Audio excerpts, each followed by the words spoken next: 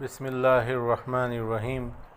تذکرہ اولیاء میں تذکرہ خواجہ حسن بصری رحمۃ اللہ علیہ کے حالات و مناقب۔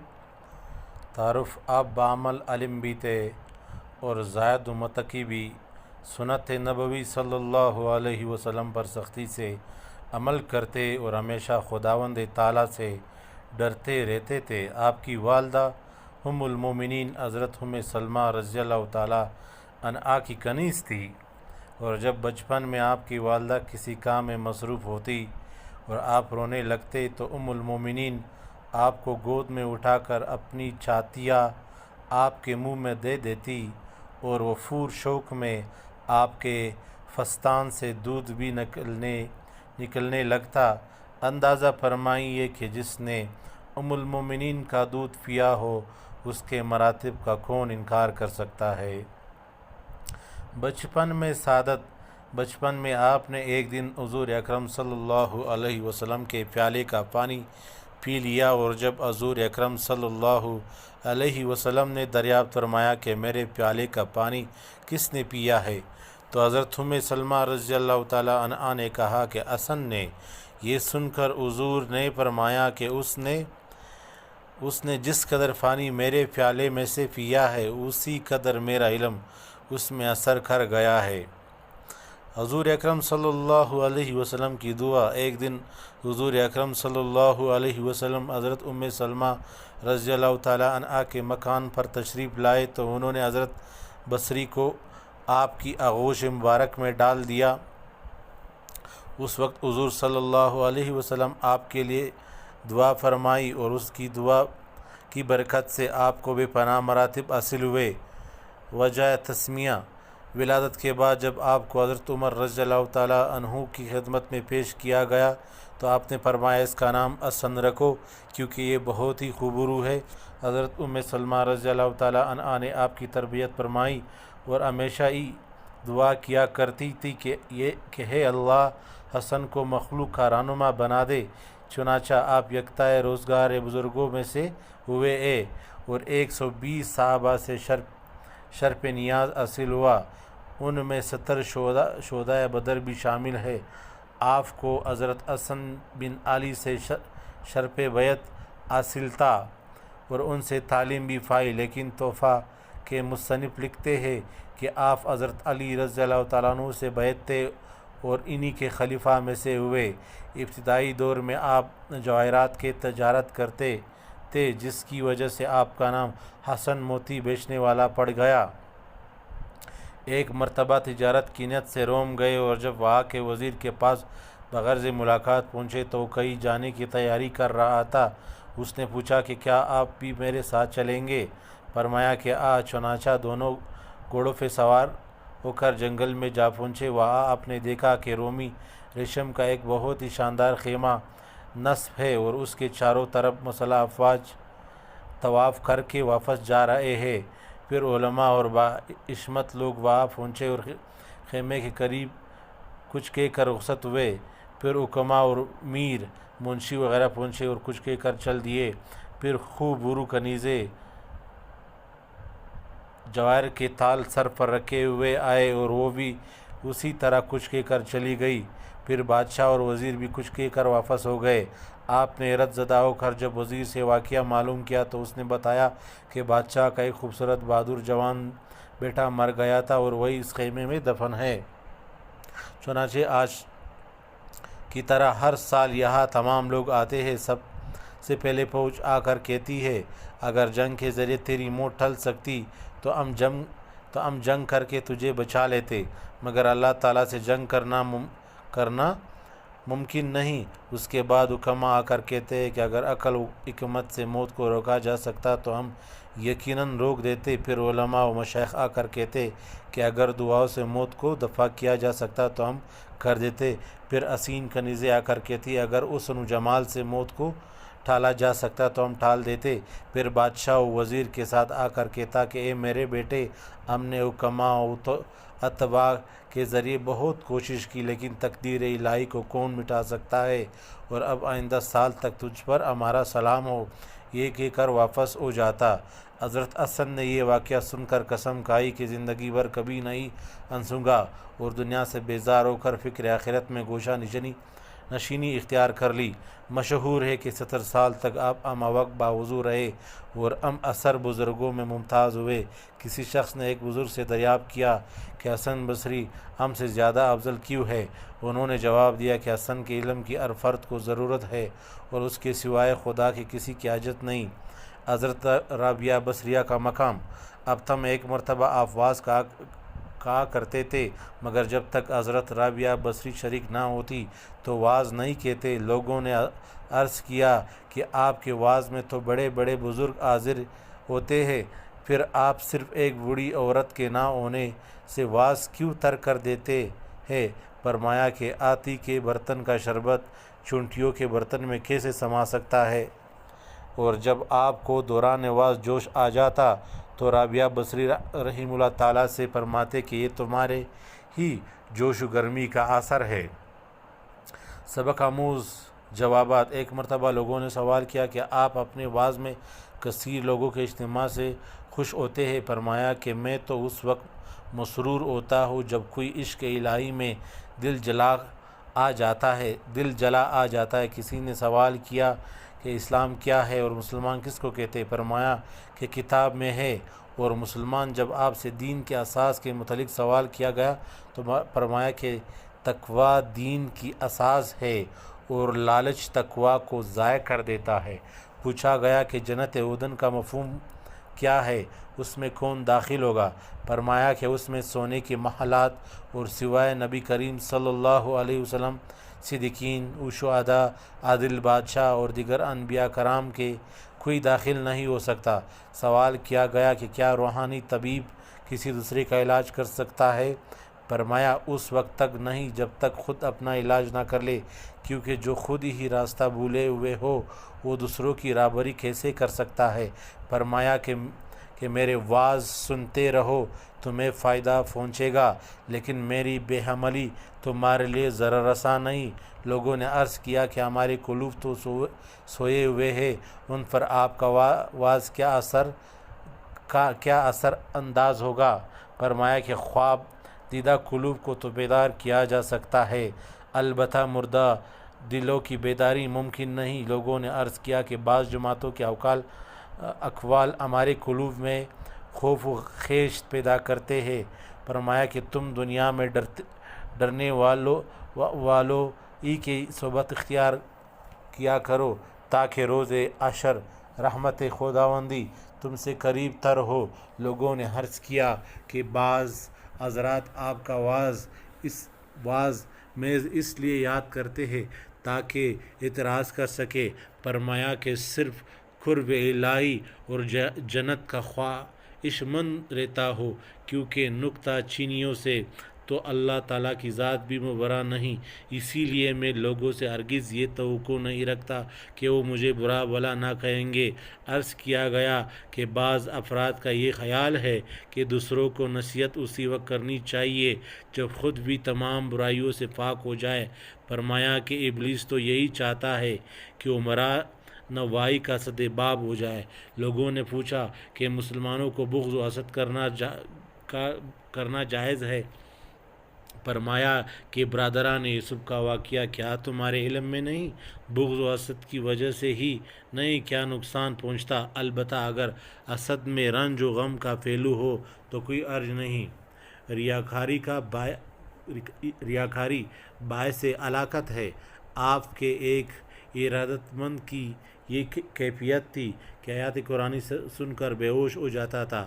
آپ نے فرمایا کہ اپنے فعل میں اس امر کو ملحوظ رکھا کرو کہ آواز نہ نکلنے پائے، کیونکہ آواز نکلنے سے ریاکاری محسوس ہونے لگتی ہے۔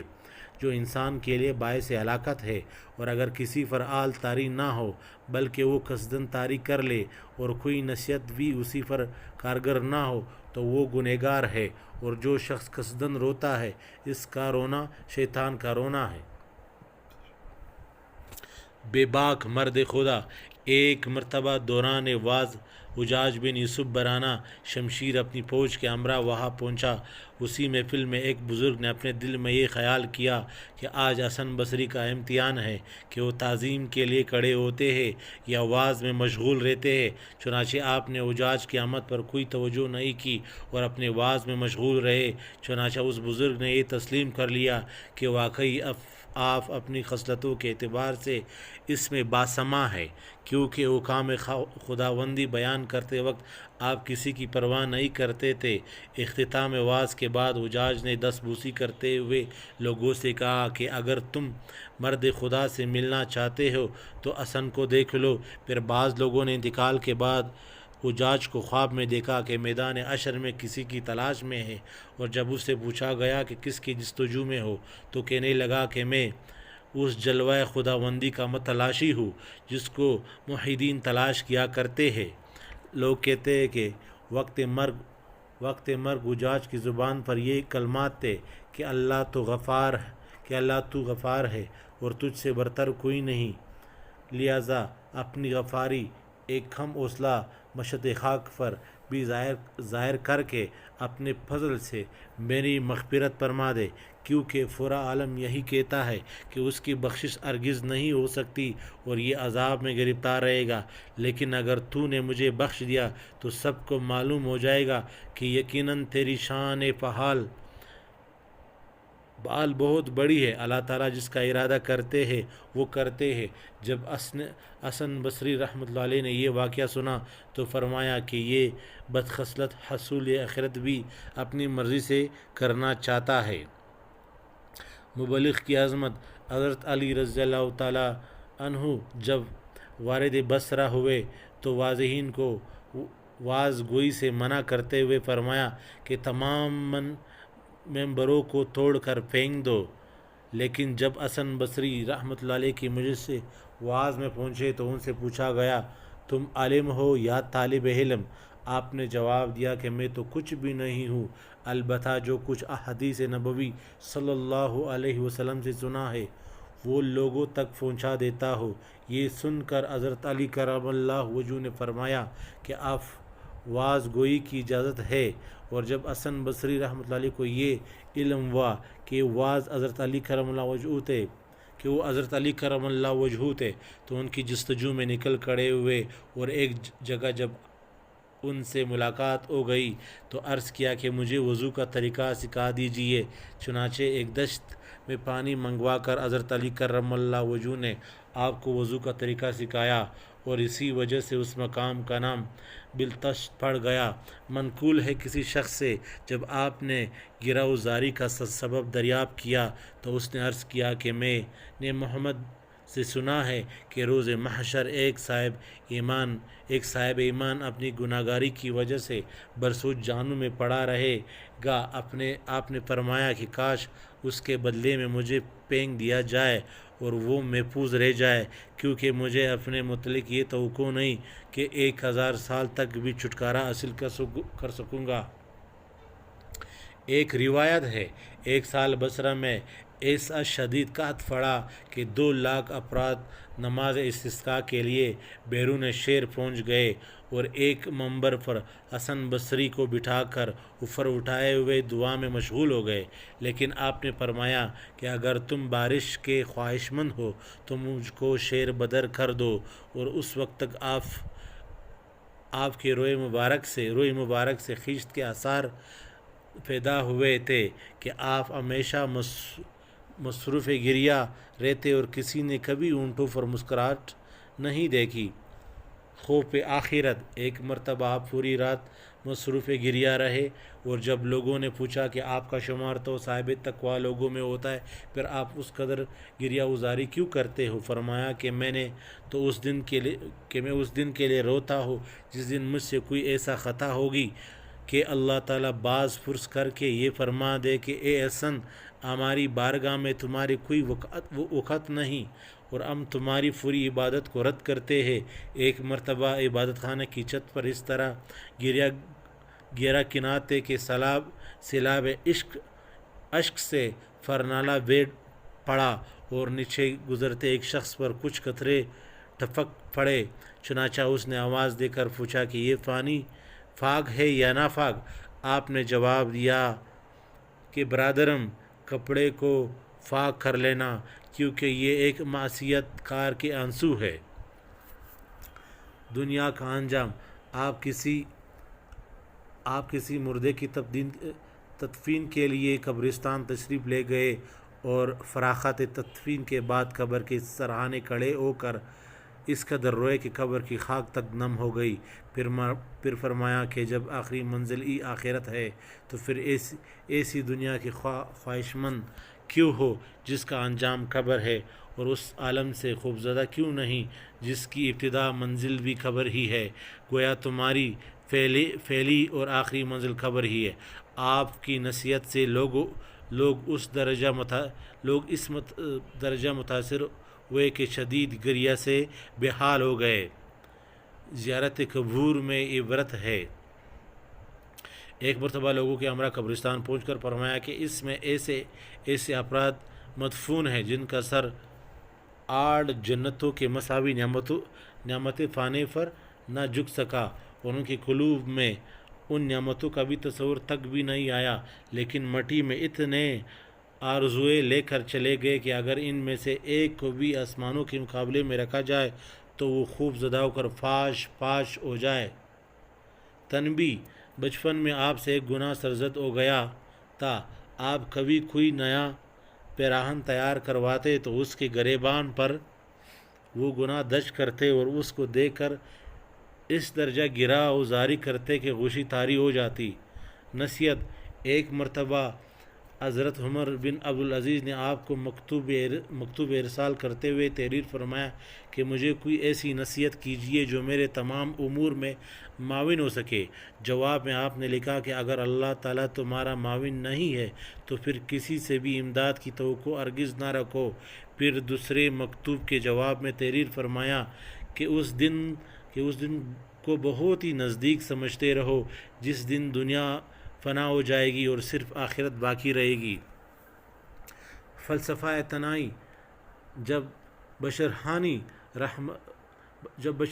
حافی رحمۃ اللہ علیہ کو یہ علم ہوا کہ حضرت حسن رحمۃ اللہ علیہ سفر حج کا قصد کر رہے تو انہوں نے تحریر کیا کہ میری خواہش ہے کہ آپ کے ہمراہ حج کروں۔ آپ نے جواب دیا کہ میں معافی چاہتا ہوں، کیونکہ میری خواہش یہ ہے کہ صرف اللہ تعالیٰ کی ستاری کے پردے میں زندگی گزار دو، اور اگر ہم دونوں ہمراہ ہو گئے تو ایک دوسرے کے عیوب یقیناً سامنے آئیں گے اور ہم میں سے ایک دوسرے کو معیوب تصور کرنے لگے گے۔ آپ نے سعید بن جبیر کو 3 نصیحتیں کی: اول، صحبت سلطان سے اجتناب کرو۔ دوم، کسی عورت کے ساتھ تنہا نہ رہو، خواہ ہو رابعہ بصری ہی کیوں نہ ہو۔ سوم، راگ رنگ میں کبھی شرکت نہ کرو، کیونکہ یہ چیزیں برائی کی طرف لے جانے کا پیش خیمہ ہے۔ تباہی مردہ دلی میں ہے۔ مالک بن دینار کہتے ہیں کہ جب میں نے آپ سے پوچھا کہ لوگوں کی تباہی کس چیز میں پوشیدہ ہے، فرمایا کہ مردہ دلی میں۔ میں نے پوچھا کہ مردہ دلی کا کیا مفہوم ہے، فرمایا کہ دنیا کی جانب راغب ہو جانا۔ جنات کو تبلیغ: ایک مرتبہ حضرت عبداللہ نماز فجر کے لیے حضرت حسن بصری رحمۃ اللہ علیہ کی مسجد میں تشریف لے گئے تھے تو اندر سے دروازہ بند تھا اور آپ مشغول دعا تھے اور کچھ لوگوں کے آمین کہنے کی صدائیں آ رہی تھی۔ چنانچہ میں یہ خیال کر کے شاید آپ کے ارادت مند ہوں گے باہر ہی ٹھہر گیا، اور جب صبح کو دروازہ کھلا اور میں نے اندر جا کر دیکھا تو آپ تنہا تھے۔ چنانچہ فراغت نماز کے بعد جب صورتحال دریافت کی تو فرمایا کہ پہلے تو کسی سے نہ بتانے کا وعدہ کرو۔ پھر فرمایا کہ یہاں جنات وغیرہ آتے ہیں اور میں نے ان کے سامنے واس کہہ کر دعا مانگتا ہوں جس پر وہ سب آمین آمین کہتے رہتے ہیں۔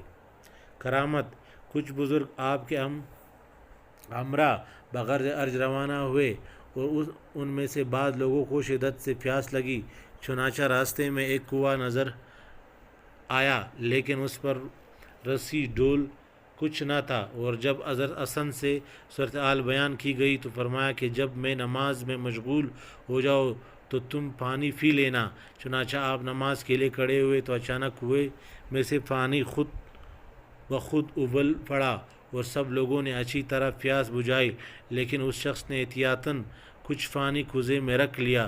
اس حرکت سے کنویں کا جوش ایک دم ختم ہو گیا، اور آپ نے فرمایا کہ تم نے خدا پر اعتماد نہیں کیا، یہ اسی کا نتیجہ ہے۔ پھر آگے روانہ ہوئے تو راستے میں سے کچھ کھجوریں اٹھا کر لوگوں کو دی، جن کی گٹھلیاں سونے کی تھی، اور جن کو فروخت کر کے لوگوں نے سامان خوردنوش اور صدقہ بھی کیا۔ نیت کا اثر۔ مشہور ہے کہ ابو عمرو قرآن کی تعلیم دیا کرتے تھے کہ ایک نوعمر حسین لڑکا تعلیم کے لیے پہنچا اور آپ نے اس کو بری نیت سے دیکھا، جس کے نتیجے میں اسی وقت پورا قرآن بھول گئے اور گھبرائے ہوئے حضرت حسن بصری رحمۃ اللہ علیہ کی خدمت میں حاضر ہوا۔ پورا واقعہ من و عن بیان کر دیا۔ آپ نے حکم دیا کہ ایام حج ہے، پہلے حج ادا کرو اور حج ادا کر کے مسجد خفیف میں پہنچ جاؤ۔ وہاں تمہیں محراب مسجد میں ایک صاحب مصروف عبادت ملیں گے۔ جب وہ عبادت سے فراغت پالے تو ان سے دعا کی درخواست کرنا۔ ابو عمرو کہتے ہیں کہ جب میں مسجد میں پہنچا تو وہاں ایک کثیر مجموعہ تھا، اور کچھ دیر کے بعد ایک بزرگ تشریف لائے تو سب تعظیماً کھڑے ہو گئے، اور جب لوگوں کے جانے کے بعد وہ بزرگ تنہا رہ گئے تو میں نے اپنا پورا واقعہ بیان کیا۔ چنانچہ ان بزرگ کی تصرف سے مجھ کو دوبارہ قرآن یاد ہو گیا، اور جب فرط مسرت میں قدم بوس ہوا تو انہوں نے دریافت فرمایا کہ میرا فتح تمہیں کس نے بتایا؟ میں نے حضرت حسن بصری کا نام لے لیا۔ یہ سن کر انہوں نے فرمایا کہ حسن بصری نے مجھ کو رسوا کر دیا، میں بھی ان کا راز پاش کر کے رہوں گا۔ فرمایا کہ جو صاحب ظہر کی نماز کے وقت یہاں تھے وہ حسن بصری ہی تھے، جو اسی طرح روزانہ یہاں آتے ہیں اور ہم سے باتیں کر کے عصر کے وقت تک بصرہ پہنچ جاتے ہیں، اور حسن بصری جس کے رہنما ہو اس کو کسی غیر اجت نہیں۔ منقول ہے کہ کسی شخص کے گھوڑے میں کچھ نقص ہو گیا، اور اس نے جب حسن رحمۃ اللہ علیہ سے کیفیت بیان کی تو آپ نے 400 درہم میں سے اسے گھوڑا خرید لیا۔ لیکن اس شب گھوڑے کے مالک نے خواب میں دیکھا کہ جنت میں ایک گھوڑا 400 مشکی گھوڑوں کے ہمراہ چلتا پھر رہا ہے۔ انہوں نے سوال کیا یہ گھوڑے کس کے ہے؟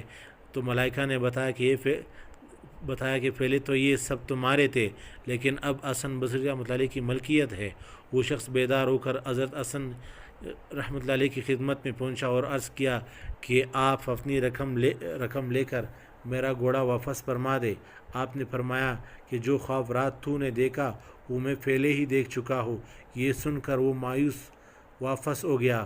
پھر دوسری شب حسن بصری رحمۃ اللہ علیہ نے خواب میں عالیشان محلہ دے کر دریافت کیا کہ یہ کس کے ہے؟ جواب ملا کہ جو بھی بے کو توڑ دے۔ چنانچہ آپ نے صبح کو گھوڑے کے مالک کو بلا کر بے کو توڑ دیا۔ طریقہ دعوت۔ شمون نامی ایک آتش پرست آپ کا پڑوسی تھا۔ جب وہ مرض الموت میں مبتلا ہوا تو آپ نے اس کے یہاں جا کر دیکھا اس کا جسم آگ کے دھوؤں سے سیاہ پڑ گیا ہے۔ آپ نے تلقین فرمائی کہ آتش پرستی ترک کر کے اسلام میں داخل ہو جا، اللہ تعالیٰ تجھ پر رحم فرمائے گا۔ اس نے عرض کیا کہ میں 3 چیزوں کی وجہ سے اسلام سے برگشتہ ہوں۔ اول یہ کہ جب تم لوگوں کے عقائد میں دنیا بری شے ہے تو پھر تم اس کی جستجو کیوں کرتے ہو؟ دوم یہ کہ موت کو یقینی تصور کرتے ہوئے بھی اس کا سامان کیوں نہیں کرتے؟ سوم یہ کہ جب تم اپنے قول کے مطابق جلوہ خداوندی کے دیدار کے بہت عمدہ شے تصور کرتے ہو تو پھر دنیا میں رضا الہی کے خلاف کام کیوں کرتے ہو؟ آپ نے فرمایا کہ یہ تو مسلمانوں کے فعال و کردار ہے، لیکن آتش پرستی میں وقت ضائع کر کے تمہیں کیا حاصل ہوا؟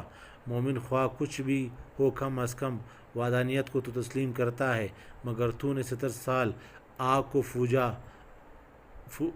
پوجا ہے اور اور اگر ہم دونوں آگ میں پھڑیں گے تو ہم دونوں کو برابر جلائیں گے یا تیری پرستش کو ملحوظ رکھے گی، لیکن میرے مولا میں یہ طاقت ہے، اگر وہ چاہے تو مجھ کو آگ ذرا برابر نقصان نہیں پہنچا سکتی۔ اور یہ فرمایا کہ ہاتھ میں آگ اٹھا لی، اور اگر کوئی اثر دست مبارک پر نہ ہو۔ شمعون نے اس کیفیت سے متاثر ہو کر عرض کیا، میں 70 سال سے آتش پرستی میں مبتلا ہوں، اب آخری وقت کیا مسلمان ہوں گا؟ لیکن جب آپ نے اسلام لانے کے لیے دوبارہ اصرار فرمایا تو اس نے عرض کیا، میں اس شرط پر ایمان لا سکتا ہوں کہ آپ مجھے یہ عہدنامہ تحریر کر دے کہ میرے مسلمان ہو جانے کے بعد اللہ تعالیٰ مجھے تمام گناہوں سے نجات دے کر مغفرت فرما دے گا۔ چنانچہ آپ نے اسی مضمون کا اس کو ایک عہدنامہ تحریر کر دیا، لیکن اس نے کہا کہ اس پر بصرہ کے صاحب عدل تو لوگوں کی شہادت بھی تحریر کروا دے۔ آپ نے شہادتیں بھی درج کروا دی۔ اس کے بعد شمعون صدق کے دل کے ساتھ مشرف اسلام ہو گیا اور خواہش کی کہ میرے مرنے کے بعد آپ اپنے ہی ہاتھ سے غسل دے کر قبر میں اتارے اور یہ عہدنامہ میرے ہاتھ میں رکھ دے تاکہ روز محشر میرے مومن ہونے کا ثبوت میرے پاس رہے۔ یہ وصیت کر کے کلمہ شہادت پڑھتا ہوا دنیا سے رخصت ہو گیا، اور آپ نے اس کی پوری وصیت پر عمل کیا۔